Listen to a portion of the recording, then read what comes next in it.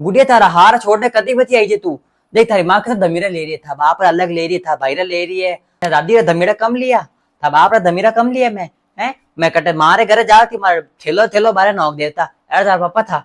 हाँ मैं थाना धमीरा ले रही हूँ। देख तारे हाउ भले की कहवे, तारे हाउ री बात मान लेनी क्यों, तारे हाउ रे बेरोज रहना है। आज की बतू एक एक बात में टॉर्चर करतो रहला माने मारे हाउ इतनी टॉर्चर करती हर चीज में करती। और था पापा उबो वो देखता गुस्सा आवे तो दो रोटी बत्ती छोड़ने खा बिना हाँ में बैठने खा। पर मम्मी रोटी की कर खाऊ वा गैल सा पे मारे आओ घी री केतली लेन जा पे आपरे कमरा में रख दे पर मैं घी में रोटी छोड़ने की कर खाऊ कि विना नहीं लागे कि मैं तो इतनी बोल रही ना फर्क ही नहीं पड़ रही है।